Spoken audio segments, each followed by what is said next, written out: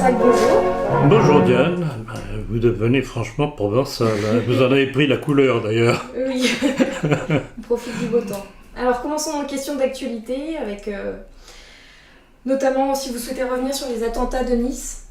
Je crois que c'est nécessaire parce que les attentats de Nice, on ne cesse d'en avoir la poursuite. Et c'est vraiment très curieux. Alors rappelez-vous ce que j'avais mis dans le communiqué. C'est tout de même très curieux cette histoire-là. Cette espèce de camion de 19 tonnes, avec toutes les contradictions des différents communiqués du ministère de l'Intérieur de ce cher Cazeneuve, qui, quand on observe bien les choses, se contredisent. Et on commence par nous dire, oui, le camion a pour passer à prétexter qu'il devait livrer des glaces, des glaces à sucer, hein, bien entendu. Un camion de 19 tonnes, déjà curieux. Plus de ça, ce genre d'engin est interdit sur la promenade des Anglais. Autre anomalie, c'est que cette explication ne tenait pas la route très rapidement, puisque les internautes, grâce au téléphone portable, maintenant ça permet de démasquer facilement les fables des pouvoirs qui racontent des histoires, et ont filmé le passage du camion. Il y avait de simples barrières métalliques par la moindre présence policière, et là on en revient à l'histoire de la policière Sandra Bertin qui lâche le morceau carrément en disant voilà, on m'a intimé de supprimer les vidéosurveillances. C'est même curieux ça, prétextant qu'elles avaient déjà été vues. Or il y avait, si mes souvenirs sont exacts, 27 000 heures d'enregistrement. Ils auraient vu ça en moins de 24 heures. Parce qu'il y a du monde quand même. Et alors, cerise sur le gâteau dans le témoignage de Sandra Bertin, c'est qu'elle dit, voilà, on m'a tenu la jambe pendant plus d'une heure, une responsable du ministère de l'Intérieur m'a tenu la jambe pendant plus d'une heure pour me faire changer le rapport que j'avais fait, au vu des vidéos que j'avais visionnées, pour que je dise qu'il y avait présence policière. Alors qu'il n'y en avait pas. Je n'ai pas du tout l'intention, dit-elle, d'affirmer une chose qui n'est pas visible sur les enregistrements. Point barre. Suite à cela, plainte en diffamation de ce cher Bernard Cazeneuve, dont on n'entend plus parler. Ah, comme c'est curieux. Ah, mais on entend parler d'autre chose maintenant. L'attentat, et je bifurque sur...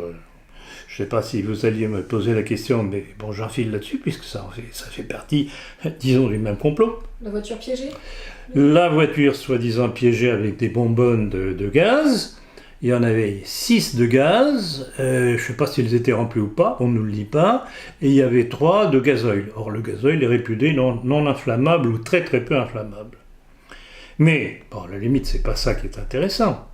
Comment ça fait-il que des gens qui préparent un attentat laisse une voiture sans plaque d'immatriculation, avec les warnings, c'est-à-dire les feux clignotants de stationnement allumés, pendant plusieurs heures, dans une chaussée étroite où la position de la voiture empêche toute autre voiture de passer.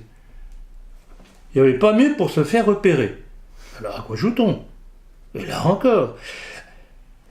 Incohérence. À quoi joue-t-on ? C'est l'incohérence. Et ce qui me frappe dans tous ces trucs, et ça remonte au moins à l'histoire du 11 septembre, puisque on vient de fêter dernièrement le 11 septembre 2001. Les 15 ans. Là encore, incohérence, ça ne tient pas la route. D'ailleurs, j'enregistre que, je vois ça d'après les différents mails que je reçois et d'après les documents que l'on peut trouver sur Internet, le nombre de gens qui ne croient plus à la fable racontée par Bush et ces néoconservateurs juifs du Pentagone. 66% d'après la radio. 66%, ben voilà, ça confirme. 66% de Français, qui n'y croient plus. Qui ne croient pas à la thèse officielle. Ben, je crois que c'est ce qui est en train de se passer avec les bobards racontés par Cazeneuve, Valls et compagnie. Ça tient pas la route. Alors, si ça tient pas la route, pourquoi est-ce qu'ils nous racontent ces fables-là ? toujours la question que je pose, c'est que ça leur sert pour maintenir les Français sous pression de la peur, du terrorisme, pour leur imposer des restrictions de leur liberté, qui ne sont pas tournées contre les terroristes, mais qui sont tournées contre les Français, parce qu'ils se rendent compte qu'on va vers une explosion. Le chaos, une guerre civile. Alors, la guerre civile, oui. Alors, la guerre civile, là, il y a une chose qui m'a absolument sidéré, c'est la thèse soutenue par Éric Zemmour. À propos de son nettoyage, c'est pas ça, son opération Ronce. Alors, quand Éric Zemmour, lors d'un entretien, bon, c'était après la publication de son dernier livre, je ne sais plus comment il s'appelle déjà, interviewé sur, je crois que c'était RTL, je ne sais plus, apprend, soi-disant, apprend qu'il y a des plans dans l'état-major de l'armée française pour régler le problème des banlieues, en s'appuyant sur les enseignements et les collaborations de l'armée israélienne, Tsahal, il joue à quoi? S'il veut vraiment créer la guerre civile, c'est vraiment ce qu'il fallait faire. Mais c'est pas comme ça qu'on va régler le problème. On va régler le problème de cette immigration que le pouvoir nous impose, et pas simplement les socialistes, parce que ça remonte à très loin. En fait, le premier responsable, ça a été De Gaulle avec sa décolonisation, qui a poussé ces gens à venir chez nous. Et puis toutes les pompes aspirantes pour les laisser ou les faire venir par la suite. Rappelez-vous le regroupement familial des Chirac et Giscard. C'était fait pour les faire venir de plus en plus. Des avantages qu'on leur octroie, que les Français nécessiteux n'ont même pas. L'AME, par exemple. Oui, tout. Sans compter la discrimination positive imposée par Sarkozy. Rappelez-vous, quand il y a une concurrence entre un immigré et un Français, au nom de l'intégration soi-disant telle, on donne la préférence à l'immigré. Donc voilà, c'est tout ça que cela masque.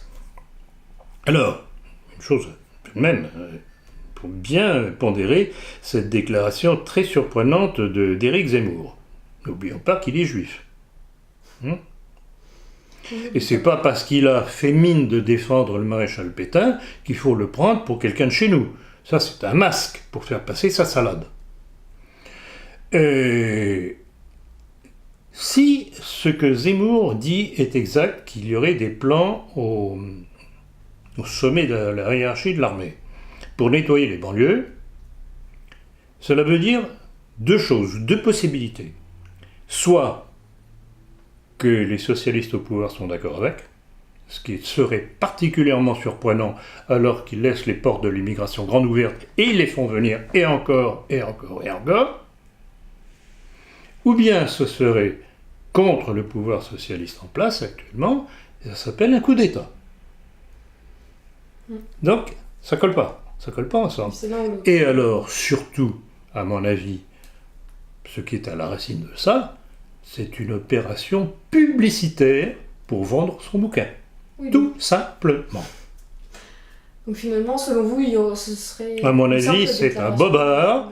Je connais suffisamment l'armée française, parce que j'ai tout de même des contacts, et surtout j'en ai eu beaucoup, jusqu'au moment où ils se sont rendus compte que je disais des choses qui leur déplaisaient, pour les rappeler tout de même à leur devoir. Je ne crois pas que l'armée française soit capable de faire ça.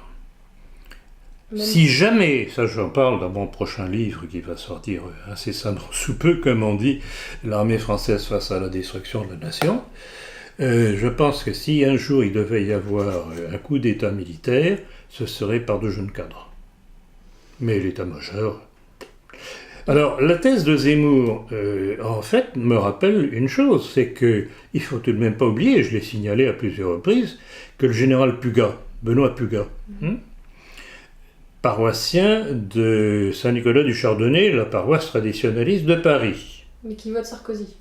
Était conseiller militaire de Sarkozy quand il était à l'Élysée, que Hollande a gardé. Comme c'est curieux. Or, non seulement on connaît ce fait, Il a donc collaboré avec Sarkozy et Hollande, mais on sait aussi qu'il est très proche des milieux néoconservateurs juifs américains. Donc Et qu'il est sioniste. Donc, dans le truc de Zemmour, il y a une partie de vrai. Comme quoi l'état-major est un peu influencé. L'état-major, mais pourquoi croyez-vous que ces gens sont arrivés à ces hauts degrés de responsabilité? C'est qu'ils sont compatibles. Hein, et Philippe de Villiers, dont Zemmour se vante d'être très proche, Philippe de Villiers, il ne faut pas oublier que son frère, Pierre de Villiers, général Pierre de Villiers, dont le frère Philippe, il ne faut pas oublier qu'il a passé son temps à changer de camp, il a rejoint Sarkozy à un moment donné, même, maintenant il fait semblant de s'y opposer, enfin, et encore, même pas, il s'oppose surtout à la gauche. Ce sont des gens qui louvoient. Donc voilà. Donc cette opération Zemmour, moi je pense que fondamentalement c'est une opération publicitaire, mais j'en ai eu un exemple de l'efficacité d'ailleurs dernièrement, parce que je suis allé voir mon cousin dernièrement à Aix-en-Provence, et il m'avait invité avec mon épouse, avec un de ses amis, médecin aussi, etc., le genre bon bourgeois conservateur, qui a foncé, mais alors tête baissée dans le panneau, me disant, au moment où on s'en allait, « Ah, mais je vais me précipiter demain dans une librairie pour acheter le bouquin de Zemmour. » Ben voilà, opération réussie. Intéressant. Que pensez-vous des propos de Dominique de Villepin dénonçant les massacres des Palestiniens par l'État israélien et pour lequel il réclame des sanctions?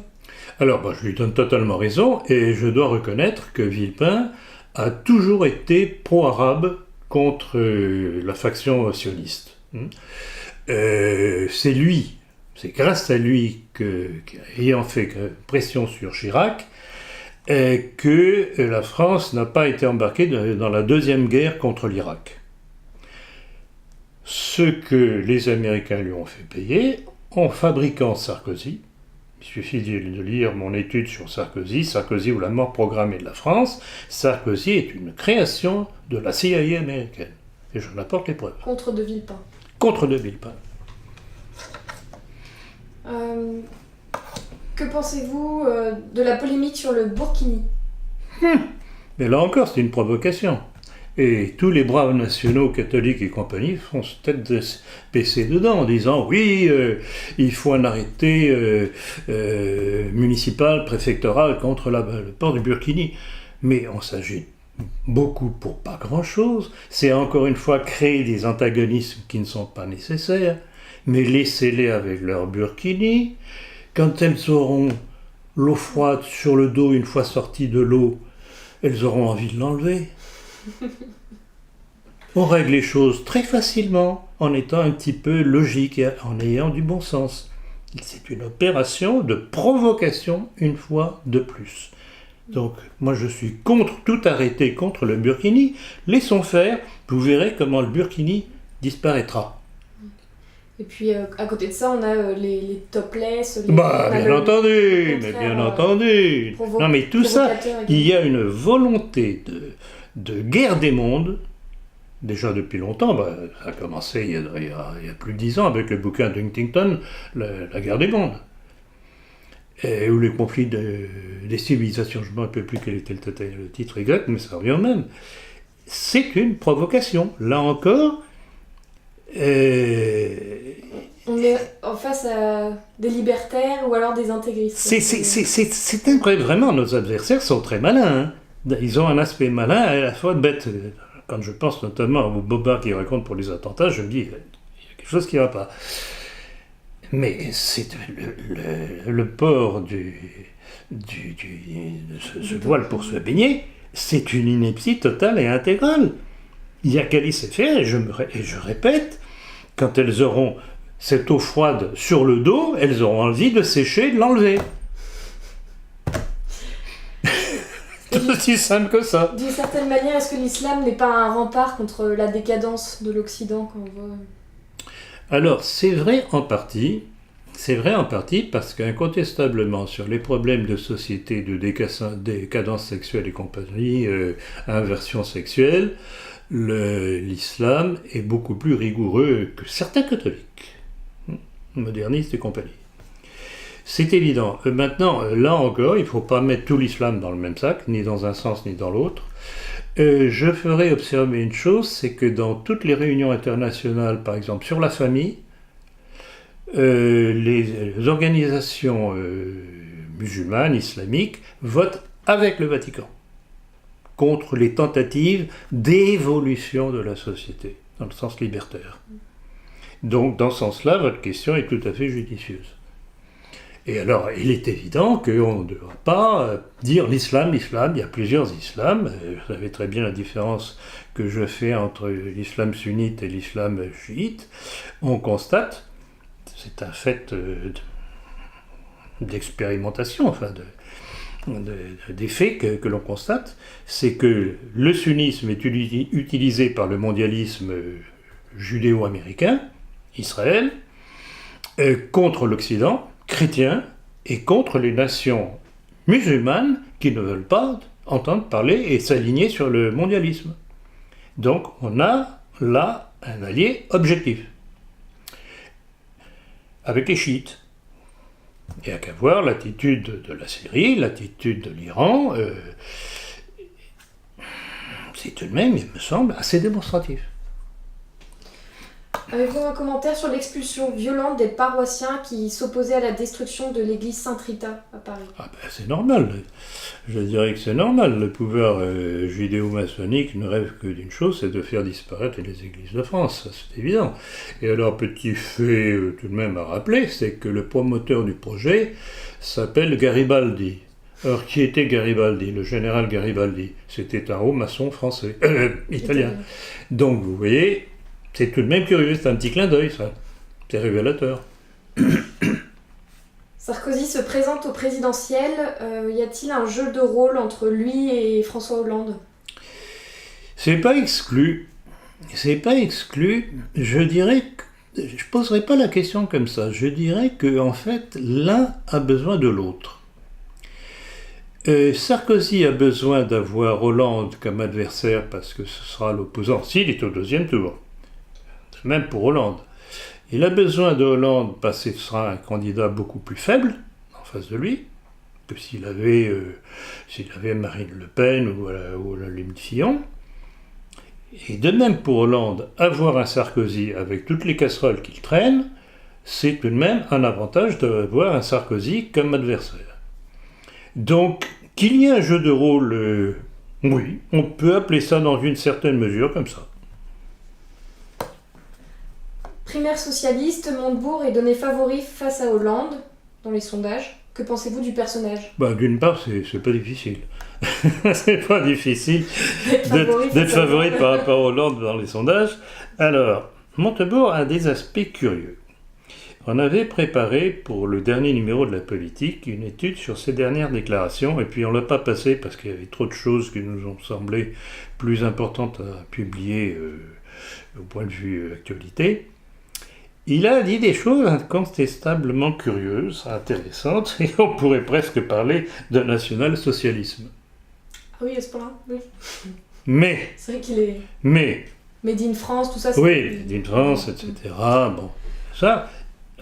Alors, quelle est la part de sincérité de sa part ? C'est toujours la même chose, avec ce genre de personnage. Les promesses n'engagent que ceux qui y croient. Comme disait un certain Pasqua, le mentor de Sarkozy. Ne pas oublier ça, Sarkozy a commencé avec Pasqua, qui est certainement d'origine juive vu son nom. Pas oublier ça non plus. Mafia Corse aussi. Et l'Union Corse, organisation mafieuse. Et alors autre chose, c'est que Montebourg est en couple, comme on dit, avec Aurélie Filippetti. Si je ne me trompe. Ancienne ministre de la Culture. Voilà. Donc je me rappelle un certain nombre de ces déclarations qui n'étaient pas tout à fait gentilles pour le monde chrétien et les religions en général. Alors, qu'est-ce qui peut sortir de bon d'un Montebourg avec une pareille compagne ? Il ne faut jamais compter sur des individus qui retournent leur veste comme ça. Ils cherchent un public, c'est évident. Un peu comme Macron. Comme Macron. C'est ma prochaine question. Justement. Exactement, un peu comme Macron. Il se cherche un nouveau public, et un peu comme Lesquin. Prenez un Lesquin qui, depuis qu'on le connaît, se dit libéral, faisant des déclarations qui sont des déclarations maçonniques. La France est née avec la Déclaration des droits de l'homme de 1789, c'est maçonnique ça. Mais qui se dit depuis peu nationaliste. Il y a une petite contradiction quand même là, non ? Ben voilà, ces gens-là se cherchent un nouveau public pour se trouver un public pour les présidentielles. Puisque tous ont des ambitions présidentielles. Donc, au-delà des grimaces, il faut voir tout de même quels sont les antécédents des individus. Macron, moi je veux bien, mais enfin, qu'est-ce qu'il a réussi en tant que ministre des Finances ? Est-ce que ça a été mieux en France ? Depuis pas. Hein ? Je ne crois pas, non. Que je sache, non. Alors, je veux bien croire en Macron, oui, pourquoi pas ? Mais je n'y croirais que le jour où il abolira la loi que l'on appelle la loi Giscard-Rothschild de 1973. C'était quoi cette loi ? Vous le savez ? Oui, c'est l'impossibilité pour la France d'emprunter. Oui. Donc l'État français, à partir de cette loi, ne pouvait plus emprunter sans intérêt auprès de la Banque de France. Elle ne pouvait le faire désormais qu'auprès de banques privées. Pas besoin de faire un petit dessin. La banque privée, c'était qui ? C'était en première ligne les Rothschild. Surtout que Macron vient de... Mais il en vient, justement. C'est pour ça que je dis, je crois au personnage Macron, que le jour où il dira « ça a été une erreur fondamentale, on annule cette loi, et désormais l'État français, si j'arrive au pouvoir, pourra reprendre des emprunts auprès de la Banque de France. » Sinon, c'est une opération de pub, tout simplement. C'est pas près d'arriver, oui. Selon François Bayrou, les financiers souhaitent réussir avec Macron ce qu'ils ont raté avec DSK. Qu'en pensez-vous ? Alors, Bayrou est un personnage vraiment surprenant. Il peut sortir le meilleur et le pire. Il a raison, cet homme. Évidemment, il a raison. Et alors, ça rejoint ce que je disais jusqu'à l'instant à propos de Macron, justement. C'est que, de prime abord, venant de la banque Rothschild, c'est l'homme des banques. Ou alors, il faut qu'il ait fait, qu'il se soit converti, et qu'il le fasse, ce que j'attends de lui, qu'il dénonce cette loi de 1973, la loi dite Giscard-Rothschild. Lundi dernier, les Calaisiens ont manifesté pour le démantèlement de la jungle. Selon vous, quelle sera l'issue de la situation que traversent les Calaisiens ? Il n'y en a pas. Il n'y en a pas.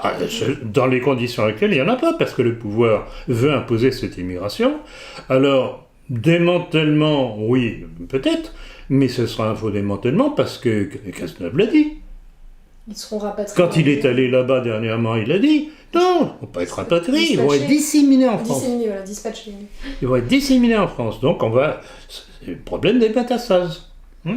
Donc, on aura regardé déjà à Paris ce qui se passe avec la maire de Paris, Anne Hidalgo, qui commence à créer des centres là, d'accueil pour les migrants. Donc, on va en avoir partout. Même dans le 16e. À la limite, ce sera bien fait pour eux dans le 16e, parce que le 16e est devenu un quartier juif. Des hauts juifs. Bien sûr. Donc c'est pour ça, non, si on veut se débarrasser de ce problème-là, il faut d'abord se débarrasser de tout ce système, et pas simplement les socialistes, c'est tout ce système qui depuis la libération s'est installé progressivement et qui procède pont par pont, plus ou moins vite selon les uns, lentement, doucereusement avec les libéraux et plus brutalement avec les socialistes quand ils arrivent au pouvoir, à la destruction de la France. Donc, si on veut régler le problème de l'immigration, il faut d'abord régler le pouvoir du système. Il faut liquider ce système. Et pas tenter des actions contre les centres de migrants. Non, ça ne sert à rien, ça sert simplement à se faire dénoncer comme des gens sans cœur, pas charitables et compagnie. Non, le problème de l'immigration est très simple. D'une simplicité biblique, si j'ose dire. Vous empêchez l'entrée de nouveaux migrants, vous coupez toutes les pompes aspirantes, tous les avantages qu'ils ont en venant en France, et ceux qui sont là, vous les mettez dans des camps de travail pour qu'ils servent à la communauté nationale. Et vous verrez comme tout ce petit monde-là va repartir ailleurs. Et puis, je regrette beaucoup, à Calais, on pourrait simplement aussi ouvrir les vannes pour qu'ils aillent en Angleterre. Oui, parce que le Brexit... Parce que nous payons pour l'Angleterre. Oui. Avez-vous un commentaire concernant la crise laitière et le blocage de Lactalis ? Ben là encore, c'est une trahison du pouvoir. Il n'est pas normal que ces différentes catégories sociales, agriculteurs, producteurs de lait, etc., soient obligés d'en venir aux mains, c'est le cas de le dire, parce qu'ils ne sont pas protégés par le pouvoir du fait des réglementations européennes. Tout par de là. Au risque de me répéter, si on ne veut pas voir que le problème fondamental, c'est le système qui nous est imposé depuis au moins la Libération, si ce n'est depuis la Révolution française, qu'il faut d'abord liquider cette idéologie meurtrière contre les Français, on ne réglera jamais nos problèmes. Alors passons aux questions concernant nos milieux. Le banquet des journées Chouane pour célébrer les 50 ans de la diffusion de la pensée française des éditions de Chiré en Montreuil vous inspire-t-il un commentaire ? Bon, ben c'est toujours la même chose, c'est la grande arnaque. Il n'y a pas d'autre mot. L'union. Quand on voit les différents participants à cette réunion, il y avait mais vraiment de tout. Or, Chiré en Montreuil, que j'ai bien connu jusqu'à une certaine époque, puisque j'ai rompu définitivement les ponts en 2010, j'en ai marre, parce que les faux culs, j'en ai ras la patate. En fait, on fait mine d'unir tout le monde. Rappelez-vous avec, comment il s'appelle, le maire de Béziers Ménard. Robert Ménard. Robert Ménard, dernièrement, il y a Synthèse Nationale aussi qui fait un grand truc. Alors il y a tout. Il y a Le Pen, bien entendu. C'est un Le soufflet, Pen. Soi-disant l'illusion de la grande union. Mais en fait, c'est quoi ? C'est une opération financière. Parce que tous les gens qui vont venir là vont vendre leur camelote, et ceux qui ont fait l'invitation, donc Chiré en Montreuil à l'occasion, vont rafler. Or, je rappellerai une chose, ce qui est tout de même assez scandaleux, c'est que Chiré en Montreuil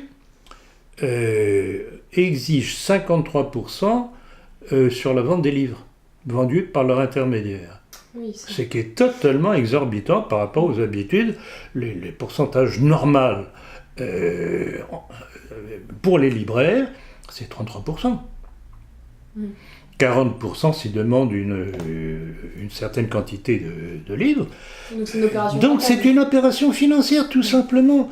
Alors, j'ai eu de braves gens qui m'ont téléphoné de Pau, qui m'ont dit « Ah, nous avons vu que vous n'étiez pas là, il faudrait tout de même que vous veniez, il y a tellement de gens qui voudraient vous voir. » Je dis « Mais je ne vais pas aller faire le pantin là-bas. J'ai autre chose à faire qu'aller faire le pantin là-bas. » Parce qu'au moins ça permet la diffusion de justement la pensée française. Mais de toute façon, nous n'avons pas besoin d'eux. Grâce à Internet, au succès rencontré, et vous en êtes témoin, par nos conférences, nos entretiens, dans celui-ci, on verra, les réseaux sociaux, Facebook et Twitter, mais c'est incroyable, on n'a pas besoin de ces gens-là, on les court-circuite.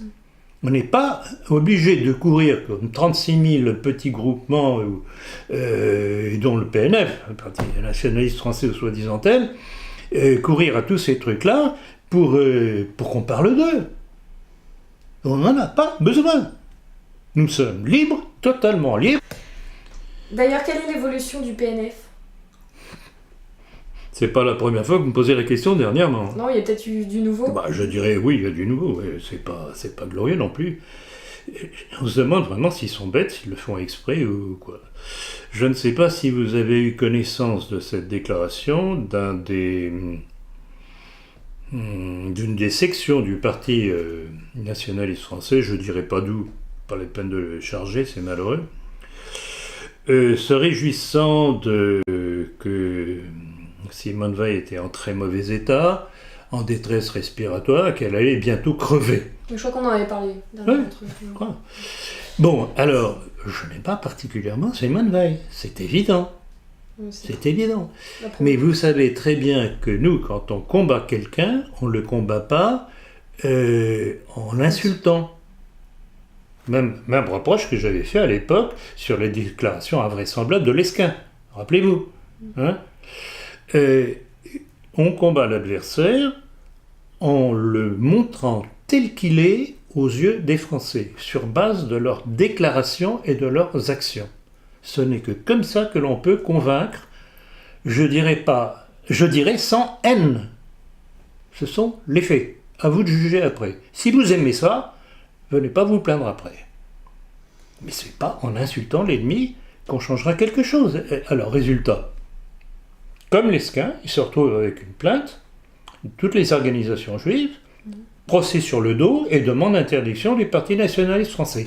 Mais combien de fois sur 2 ans, le temps où j'ai à peu près fréquenté régulièrement, quasiment tous les mois, André Gandillon, qui est la cheville ouvrière du Parti nationaliste français, je ne lui ai pas dit attention aux provocateurs chez vous, en lui disant si vous n'arrivez pas à vous débarrasser d'Ivan Benedetti, vous allez à la casse. Ben voilà.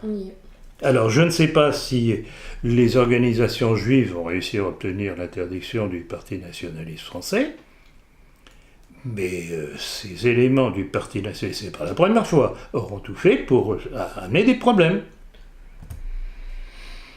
Que voulez-vous ?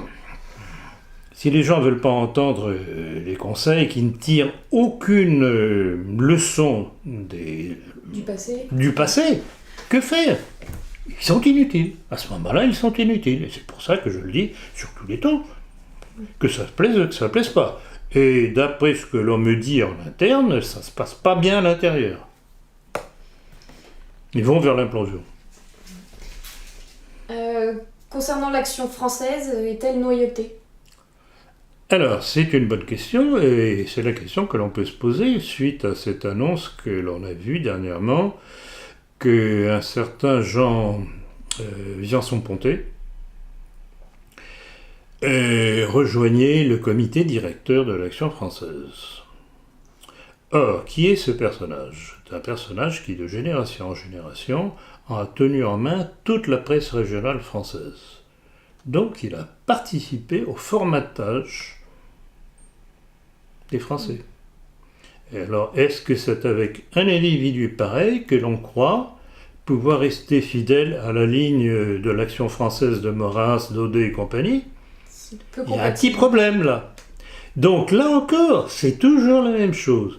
Quand un parti, une organisation quelconque croit par intérêt matériel pouvoir gagner quelque chose en faisant rentrer dans ses rangs un tel ou un tel, il ne faut pas s'étonner après qu'il y ait des déviations. Et vous connaissez la trilogie que je donne toujours, que j'ai formulée pour la première fois, concernant ce que je constatais au niveau de la fraternité Saint-Pédis. Infiltration, neutralisation, déviation. Eh bien, vous observez le monde politique et religieux français censé réagir face à ceux qui nous gouvernent, c'est toujours la même manœuvre, infiltration, neutralisation, déviation. Et 3 points. Pouvez-vous revenir sur la définition du fascisme et qu'est-ce que le fascisme aujourd'hui ? Bon, alors, la définition du fascisme, on dit tout et le contraire de tout. Le fascisme, d'abord, ça a été une création personnelle qui s'est matérialisée avec un homme, Benito Mussolini, qui était un socialiste au départ, qui, traumatisé par les conséquences de la Première Guerre mondiale, le voyant la décadence de son pays, a eu une réaction patriotique, nationaliste, si on veut, etc. Et en fait, ça a été un espèce de national-socialisme avant la lettre, puisqu'il était bien avant Hitler. Alors, pouvoir autoritaire, incontestablement, reposant sur le parti unique, et, chose intéressante, antimaçonnique, interdiction des loges, et puis retour aux corporations. Et comme je le fais remarquer dans mon livre Le nationalisme français, tous les régimes nationalistes qui ont vu le jour dans la première moitié du XXe siècle sont tous revenus à la structure corporative pour remettre de l'ordre dans la société, dans leur société. Tous. Ce qui veut dire que chaque pays constatant les mêmes problèmes découlant des mêmes causes sont revenus aux mêmes solutions. C'est fascinant. Oui. On connaît la solution. C'est fascinant. Oui, c'est fascinant. Et il n'y a qu'à voir comment tous ces pays-là, que ce soit le premier en date, le Portugal, que ce soit l'Italie de Mussolini, que ce soit l'Espagne, que ce soit en Allemagne avec le national-socialisme, comment en 4 ans Hitler a réussi à remettre de l'ordre dans les finances mais épouvantables de Weimar. J'ai encore des timbres, quand je faisais la collection étant gosse, des timbres de l'Allemagne de l'époque en milliards de Reich. Ouais, c'était la monnaie. Si Vichy avait pu perdurer, mais à mon avis, on rêve beaucoup de Vichy, mais pour tout de même rentrer un petit peu dans les détails, Vichy était miné de l'intérieur par tous les vestiges d'hommes de la 4e République qui y étaient et de francs-maçons. Puisque là aussi, j'insiste lourdement dans mon livre Le nationalisme français, j'y reviens dans mon prochain livre sur l'armée française, comment de l'intérieur, certains ont tout fait pour retarder l'interdiction de la maçonnerie, qui n'est intervenue que tardivement, ce qui a permis à la maçonnerie de mettre un certain nombre d'archives à l'abri. Et je sais cela de source tout à fait directe, puisque mon père avait été chargé par le maréchal Pétain de dépouiller les archives de la maçonnerie une fois qu'elle avait été interdite. Et pourquoi n'ont-ils pas été éjectés, ceux qui avaient voulu retarder l'interdiction de la franc-maçonnerie ? C'est ça le drame. C'était une révolution de bien-pensants. Bons bourgeois, bien-pensants, mais soit qui ne connaissaient pas l'adversaire, la nocivité profonde de l'adversaire, soit dans les vieux copinages de parlementaires, etc. Et c'est vrai pour Laval, Chautemps et compagnie. Et j'en parle et dans mon livre Le nationalisme français, et j'en reparle encore avec davantage de détails dans mon prochain livre sur l'armée française. Il faut être cohérent. Quand on décide de réagir à une situation donnée, il faut aller jusqu'au bout. S'arrêter en chemin donne le temps à l'adversaire de se regrouper, et les réactions par la suite sont terribles. Et on l'a vu avec l'épuration. Ils ont eu chaud, très chaud, ils ont liquidé. Et nous payons aujourd'hui la perte de nombre de cadres nationalistes qui ont été zigouillés, liquidés. Quelle relation avez-vous actuellement avec Rivarol ? Nul. J'ai rompu quand j'ai vu l'annonce du banquet des 60 ans de Rivarol avec les invités de Jérôme Bourbon, les Le Pen, les Lesquin, les Chéric dits de Olmeta, francs-maçons et homosexuels. Quand on se dit c'est des vacantistes comme Bourbon et nationalistes comme Bourbon, ça me semble tout de même un petit peu curieux. D'autant que Le Pen, et il a mon livre d'ailleurs, Histoire d'une trahison, il l'a. Donc il a toutes les choses référencées. Le Pen, se disant seul héritier du gaullisme, alors que le public de Rivarol est un public de pétainistes. Lesquin, je vais revenir, la France est née avec les déclarations des droits de l'homme, etc. C'est pas nationaliste, ça, quand même, hein, petit Bourbon, hein. Et puis Chéric d'Olmeta, j'ai cité dans un des derniers numéros de la politique, les déclarations d'un de ses derniers livres, totalement maçonniques. Et c'est ça qui est invité aux 60 ans de Rivarol, entre autres individus. Infiltration. C'est de l'infiltration, et c'est de l'infiltration voulue par quelqu'un qui se prétend un adversaire de la maçonnerie, etc., et de toute cette pourriture. Alors écoutez, et vous croyez que je vais jouer ce petit jeu-là, moi ? sous prétexte que l'on parle de moi parce que j'étais, soi-disant, j'aurais été là. Et d'ailleurs, tout de même, ma prudence m'a bien servi. Ma prudence, c'est surtout ma logique des faits. Parce que je réagis quand je vois qu'il y a des incohérences, je ne marche pas. Qu'est-ce qui s'est passé après cette réunion?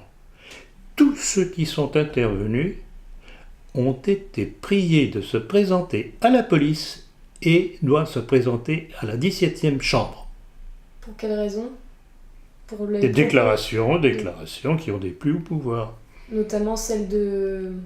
Celle de Lesca aussi, parce que lui aussi, il marche au lance-flammes, mais il est incohérent. Du révisionnisme. Là encore, mais où ils sont plus bêtes que bêtes, ou bien sont des provocateurs, parce que quand même, insulter l'adversaire, c'est vraiment vouloir recevoir des coups de bâton en retour. Et je répète encore une fois, ce n'est pas comme ça qu'on le combat. On le combat froidement en citant ses textes, en démontrant son action d'année et de génération en génération, pour montrer quel est le but qu'ils veulent atteindre. C'est comme ça qu'on peut... Pourquoi croyez-vous que nous savons le succès que nous avons? C'est parce que ce que nous le disons calmement, froidement, et que les gens comprennent le pourquoi de ce qui leur arrive.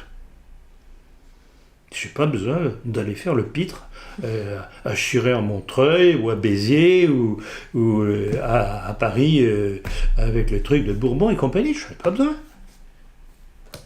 C'est la formule.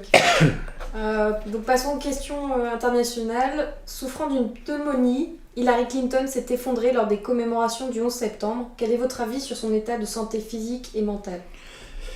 Bon, alors, il y a deux choses là. Je pense qu'elle a attrapé une pneumonie parce que, tout simplement, ça a été une chose qui peut arriver à n'importe qui. Et c'est la canicule aux États-Unis comme chez nous, et l'air conditionné fonctionne au maximum. Donc, qu'on puisse attraper une pneumonie, que ça se complique, etc., c'est tout à fait possible. Ce qui est plus inquiétant pour elle, c'est que je l'ai vu dernièrement lors d'une de ces réunions, répondant à des gens qui lui parlaient, gentiment d'ailleurs, elle avait des tics très bizarres. Des secousses. Des secousses vraiment très très très bizarres. On se demandait, il y a quelque chose, il y a un problème neurologique chez elle. Donc, alors, il est évident que si tout cela se confirme, ça risque de mettre en cause sa participation au présidentiel. Je ne veux pas sa mort, je ne vais pas me réjouir comme les gens du PNS sont réjouis au sujet de Simone Veil, c'est pas ça le problème. Simplement, je constaterai que ce serait une meilleure chose pour les États-Unis qu'elle ne soit pas candidate. Point à la ligne. Du coup, quelles seraient les conséquences si elle annule son élection? Ce serait... C'est la question. Alors, est-ce que ce sera son ancien adversaire Sanders, qui est juif, lui aussi, qui prendra la place? Je ne sais pas. Je ne sais pas. Et alors, il y a aussi une hypothèse qui a été soulevée aux États-Unis, c'est que devant la peur de Trump, cet étrange Trump, on entend tout et le contraire à son sujet, que finalement Obama pourrait se représenter pour un troisième mandat. Enfin, on est en plein délire. Oui, mais c'est interdit, c'est de... Mais bien sûr, mais mes chers amis, voyons, la démocratie, vous n'avez pas encore compris ce que c'était, hein? La démocratie n'est valable que quand elle donne les résultats qu'attendent ceux qui sont derrière la démocratie. Besoin d'un petit dessin? Non, mais d'ailleurs ça me fait penser à celle en Autriche. Ben, bien entendu, évidemment. Mais bien entendu, d'abord ils ont essayé de tripatouiller les résultats, ils se sont fait prendre la main dans le sac puisqu'il a été constaté qu'il y avait tricherie, donc que c'est Hofer, je crois, qui l'avait emporté, et on devait revoter. Et puis on apprend que c'est repoussé, Sine un problème d'enveloppe. Oui, un problème d'enveloppe, c'est ça. Ben, on peut leur en fournir. Hein. Ils peuvent nous demander, on peut les fournir en enveloppe. Alors, y a-t-il réconciliation entre la Turquie et la Syrie? Assiste-t-on à un renversement d'alliance? Je crois. C'est très curieux ce renversement de situation. Ça a commencé par un changement d'attitude. Vous l'avez vu, je crois qu'on en a déjà parlé. Changement d'attitude de la Turquie par rapport à la Russie. Alors, il ne faut tout de même pas oublier le contentieux tout de même très grave qu'il y avait entre la Russie et la Turquie, puisque l'aviation turque avait abattu un bombardier russe en action contre Daesh et les soi-disant opposants modérés, comme disent les Américains, à Bachar el-Assad. Bon. Donc, un avion au tapis et 2 pilotes qui étaient vivants assassinés. Poutine, selon son habitude, ne réagit pas à chaud. Il se contente de protester et d'exiger des excuses. Ce que Erdogan, dans un premier temps, refuse en disant « jamais de la vie ». Et puis le temps passe, et près d'1 an et demi après, brusquement, on apprend que Erdogan a envoyé une lettre à Poutine pour s'excuser. Ah! Qu'est-ce qui a pu le faire changer d'avis? Alors, je pense fondamentalement il doit y avoir 2 raisons au moins. Premièrement, une raison économique, parce que je crois que la Russie, je ne sais pas par quel biais exactement, pèse d'un certain poids sur l'économie turque, mais il y a aussi le problème kurde. Dans la mesure où les États-Unis soutiennent les Kurdes. Or, les Kurdes sont un ennemi juré de la Turquie, puisqu'ils veulent leur indépendance. Alors, c'est curieux, parce que tout le monde se retrouve allié, justement, bon gré mal gré, contre les Kurdes. Les Turcs, les Syriens, les Iraniens, les Irakiens, qui tous ont, quelque part, un territoire kurde chez eux. Donc, si jamais il y avait la création d'un État kurde, comme le prônent les Américains, ce serait au détriment de ces 4 pays. Donc, vous voyez, bon gré mal gré, ils ont des intérêts liés. Donc, et alors, on nous a dit que le coup d'État contre Erdogan, ça avait été un coup monté par Erdogan façon à liquider son opposition. Une thèse qui, pour ce qu'elle vaut, mais on peut voir la chose de façon différente. C'est que les États-Unis, se rendant compte que Erdogan basculait du côté des Russes, dit « Ah non, c'est plus notre homme, donc on va en mettre un autre. » Le problème, c'est qu'ils se sont fait avoir. Et alors, le plus intéressant, c'est que, premièrement, on a appris que c'était la Russie, donc Poutine, qui avait prévenu Erdogan du coup d'État qui allait venir.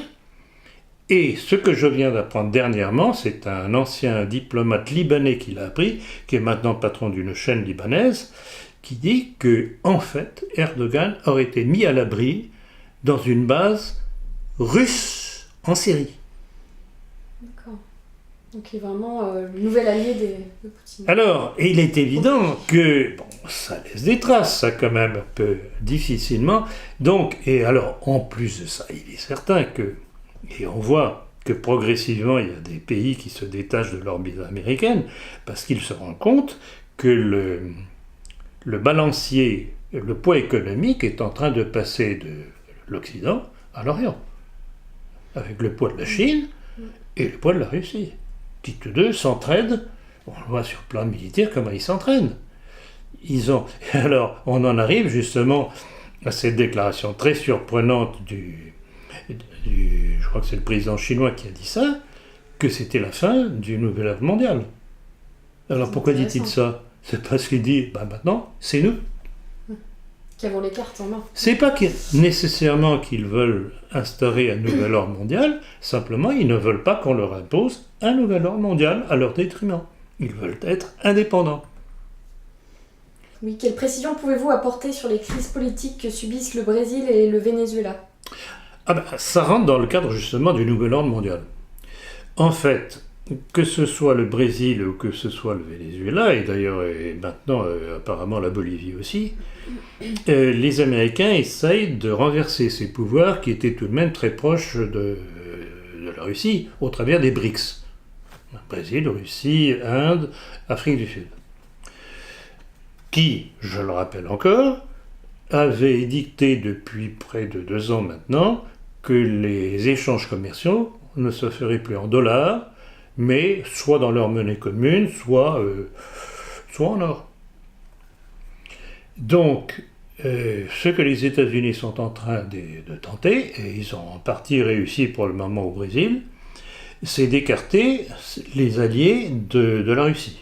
Donc Dilma Rousseff a été écarté, c'est un truc absolument fallacieux, d'autant que celui qui prend sa place est poursuivi pour escroquerie. Alors vraiment, c'est vraiment une belle démonstration de ce qu'est et sur quoi repose la démocratie. Et puis au Venezuela, toutes les tentatives, justement, soi-disant par manifestation de masse, ce sont en fait ce qu'on appelle les révolutions oranges, avec l'aide de ce bon monsieur Soros. Donc voilà, donc ça c'est la réponse, disons, des Américains au bloc russo-chinois. Et les Américains sont en train de se rendre compte que Russes et Chinois sont en train de leur couper l'herbe sous le pied, régulièrement, et que le socle pourrait bien dégringoler. À mon avis, si les Russes et les Chinois décident de mettre leur monnaie basée sur l'or, ça va être la catastrophe pour les Américains. Alors justement... Parce que ça va donner une puissance à leur monnaie que le dollar n'a pas, puis c'est une monnaie absolument factice, fabriquée à la chaîne de génération en génération, pour créer une richesse fictive et acheter des biens réels avec de la monnaie de singe.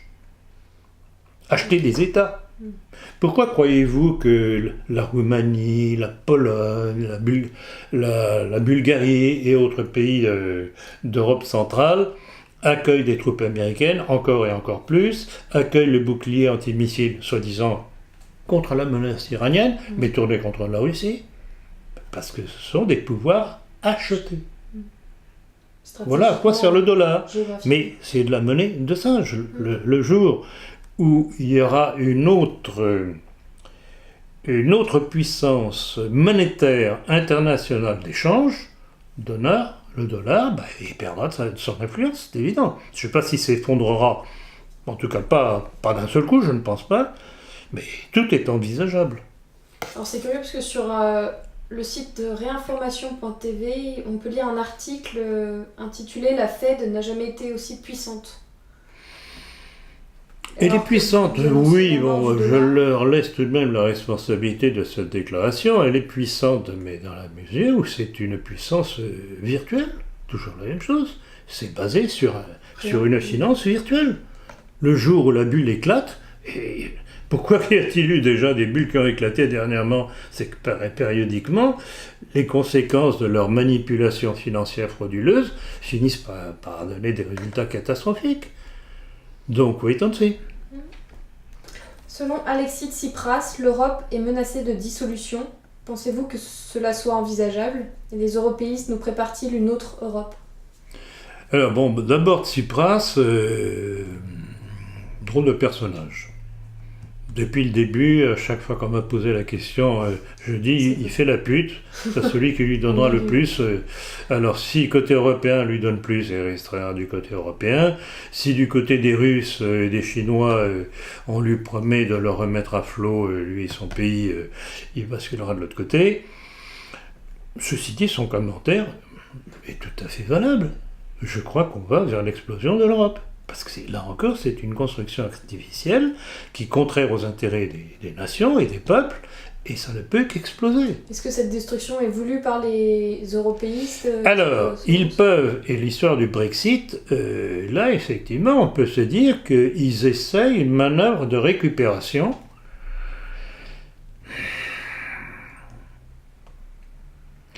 C'est très complexe. L'histoire du Brexit, j'attends de voir comment ça va se terminer, ce truc-là. Je ne suis pas d'un enthousiasme fou. Bon, ce qui est intéressant, je l'ai déjà dit, ce qui est intéressant, c'est le fait que les Anglais aient dit, bon, on en a marre. Maintenant, qu'est-ce que l'on va faire de leur décision aux Anglais? Ça, c'est une autre histoire. Comment est-ce qu'on va contourner? Et je rappelle toujours comme exemple cette magnifique façon frauduleuse de Sarkozy de détourner le vote des Français contre la Constitution européenne en le faisant passer sous le titre de traité de Lisbonne, par le Parlement et non plus par référendum. Donc, on peut s'attendre à toutes les escroqueries de la part de ceux qui dirigent en réalité les peuples. Parce que Sarkozy, c'est un pion, c'est tout. Quel rôle tient la Corée du Nord avec ses essais nucléaires? Ce pays est-il réellement un électron libre? Ou est-ce qu'il est tenu quelque part? Je ne sais pas, je me pose régulièrement la question. Bon, c'est assez caricatural. Oui, assez caricatural.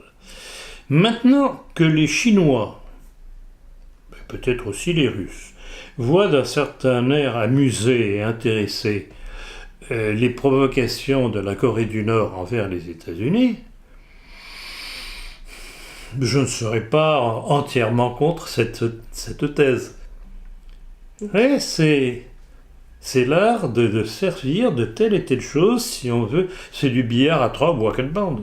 Et ceux qui en ont le plus peur sont les Japonais, qui sont d'ailleurs... C'est évident, les Japonais, ils ne leur ont pas volé, parce que moi je ne comprends pas, c'est comme pour les Allemands, comment les Allemands et les Japonais peuvent-ils s'aplatir devant leur vainqueur qui les a écrasés sous les bombes, martyrisés sous les bombes. Je ne comprends pas, je ne serais pas fier d'être allemand et je ne serais pas fier d'être japonais. Aujourd'hui. Enfin, nous, Français, on n'est pas mieux, non. On n'est pas mieux, oui. Ben, nous, en tout cas, on se bat. Oui. Tandis qu'eux, ils se laissent faire. Certes. Enfin, nous, véritables Français. Mélangeons pas les serviettes et les torchons. Non. Alors, passons aux questions un peu plus culturelles. À l'occasion de la rentrée littéraire, auriez-vous un livre à conseiller à nos auditeurs? Ah oui, le mien. Le vôtre. L'armée française face à la destruction de la nation qui va apparaître à la rentrée. À la rentrée, et alors, je dirais pas celui de Zemmour, parce que comme je l'ai expliqué, je crois, assez clairement, c'est une opération publicitaire de première, et je pense que c'est un fameux bobard. Et si ce n'était pas un bobard, ce serait très dangereux, parce que ça voudrait dire que l'armée française se met à l'heure israélienne. Et ce serait recommencer le crime du décret Crémieux, donnant la nationalité française en bloc et uniquement aux Juifs d'Algérie contre les musulmans qui venaient de se battre pour nous en 1870. Répété d'ailleurs à l'arrivée de Gaulle au gouvernement provisoire d'Alger, puisque l'État français du maréchal avait abrogé le décret Crémieux, ce qui nous avait valu la tranquillité malgré la débâcle. En Afrique du Nord, il n'y a pas eu la moindre insurrection, alors que la France était incapable de réagir s'il y avait eu une insurrection des musulmans en Algérie. Ils n'ont pas réagi, il n'y a pas eu d'insurrection, parce que l'État français, ayant supprimé l'insulte qui leur avait été faite par le décret Crémieux, sont restés fidèles. Arrive de Gaulle, qui remet le décret Crémieux, et c'est l'explosion avec la révolte de Sétif. Début de la guerre d'Algérie, et vous connaissez la suite. Donc vous voyez, le truc de Zemmour est tordu. Zemmour est un agent israélien. Et je pèse bien mes mots. Qu'on se le dise. Alors les nationaux, il a dit du bien de Pétain, c'est bien. Mais ils comprennent rien. Zemmour est un agent, il a dit ce qu'il fallait, là encore, pour essayer de trapper un certain public, pour le faire marcher dans le sens où il veut les faire marcher. Oui, il veut provoquer donc le... Et alors, pour terminer, puisque vous me demandez quel livre recommander à la rentrée, je dirais de consulter la liste de la Bibliothèque nationaliste. Il y a plein de livres que l'on doit lire si on veut connaître un petit peu les dessous de tout ce qui se passe. Il n'y a pas que mes livres, il y en a d'autres que dont nous donnons la liste, et ce sont des livres sur lesquels on peut s'appuyer. Entendu. Ultime question. Historique, il y a 522 ans, naissait François Ier. Quel regard portez-vous sur ce roi et sur l'époque qui lui est attachée, la Renaissance? C'est un roi qui a été important, avec des aspects positifs et des aspects négatifs. Il a créé un État puissant, centré sur sa personne, un peu comme allait le faire Louis XIV plus tard. Ce qui n'est pas la meilleure des choses, d'ailleurs. Une centralisation. Une centralisation. Il faut une centralisation, mais une centralisation qui tienne compte des spécificités régionales. Je ne suis pas pour le centralisme jacobinisme, pas du tout. Jacobin, pas du tout. Chef de guerre, incontestablement, multiples conquêtes en Italie, mais aussi défaites. Un peu comme Louis XIV, Napoléon. Je suis, dans une certaine mesure, je suis contre les guerres. Il faut essayer de régler les problèmes sans les guerres, parce que les guerres, ce sont des morts. Ce sont des générations entières de jeunes, des 2 ou des 3 côtés qui combattent, ou plus, qui disparaissent. Mais ceci, si vis pacem para bellum. Oui. Si tu veux la paix, prépare la guerre. Donc il faut toujours être prêt. Donc, et c'est ça qui me fait, que j'aime tellement chez Poutine, c'est que il évite de faire la guerre autant que possible. Mais quand il faut la faire, il l'a fait, et il l'a fait réellement. D'où la gueule que font les Américains et les Israéliens aujourd'hui. Qui lui a valu justement le retour dans son club, si j'ose dire, d'Erdogan. Donc, alors pour en venir à François Ier, bon, les rois ou chefs militaires ou dictateurs de différentes époques qui veulent se faire leur gloire avec des victoires militaires, personnellement, je n'aime pas ça. Ce n'est pas là-dessus qu'on se crée une carrure de chef militaire, c'est en administrant bien son pays, en rendant son peuple heureux. S'il faut passer par la guerre, bon, d'accord, mais vraiment en ultime recours.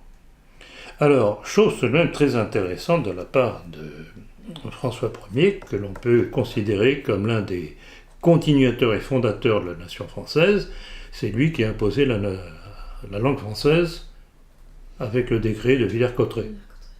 Donc là aussi, il a consolidé la nation, la nationalité. Donc, personnage intéressant, alors qui est arrivé à une époque que beaucoup portent au nu, la Renaissance, mais qui a été le début de la décadence, parce que la Renaissance, c'est la réapparition de la gnose. Alors, très artistique, certes, très jolie, mais derrière l'aspect artistique, il y avait autre chose qui se cachait aussi. Alors, il a su attirer des artistes italiens, dont Leonardo da Vinci. Il a construit de Blois, les châteaux de Blois et d'Amboise. C'est très beau tout ça. Bon, au moins, ça reste pour nous. Plus que les constructions de nos démocraties depuis la Révolution dite française. Mais là, c'est toujours un personnage n'est pas uniforme. Il y a des aspects positifs et des aspects négatifs. Et l'intérêt de l'histoire est justement de pouvoir tirer les leçons des aspects positifs comme des aspects négatifs pour ne pas les recommencer. Donc ce qu'il a fait au point de vue artistique, c'était bien. Dans la mesure où il a un petit peu aidé à la diffusion de la Renaissance et des idées de la Renaissance, c'était moins bien. Avec le protestantisme. Il s'est appuyé au début aussi, une chose négative, il s'est appuyé aussi au début sur les protestants dans son combat contre Charles Quint. Il s'est allié aux Turcs à l'époque. Bon, aussi, on peut comprendre dans une certaine mesure, puisque c'était c'était le royaume de France, où c'était Charles Quint. Donc on comprend qu'à certains moments, on doit faire des choix. Tout ça est à pondérer. Il faut y réfléchir. Que ferait-on en pareille condition? Dire oui, non, directement comme ça, sans réfléchir, je m'y refuse. Parce que chaque situation est différente. D'une époque à une autre, on ne peut pas juger notre époque sur le fait d'une autre époque, mais ça peut tout de même donner des leçons. Et c'est à ça que doit servir l'histoire. Entendu, sur ce. Merci Monsieur Ploncart-Lassac. Eh bien, Diane, merci à vous. Vraiment, je suis très satisfait que vous preniez goût à la Provence, ce qui nous vaut, puisqu'il y a les internautes aussi qui en profitent, que vous veniez plus souvent, surtout en cette période estivale, et qu'ils ne soient pas privés d'entretien, etc., puisqu'on nous les réclame, et les conférences, et les conférences. Ah oui, alors, prochaine conférence à Paris, le 8 octobre. Entendu, vous avez le titre? Donc le titre, c'est dans la politique. Nous l'avons déjà donné. Que je donne le titre exact. La démocratie pourrit tout, détruit tout, les conséquences. Et ce sera à Paris, rue de Sèvres, 78A rue de Sèvres, à 15h précises, j'insiste bien. Entendu. Je viens de penser à ça, vous parliez de recherche sur les casards.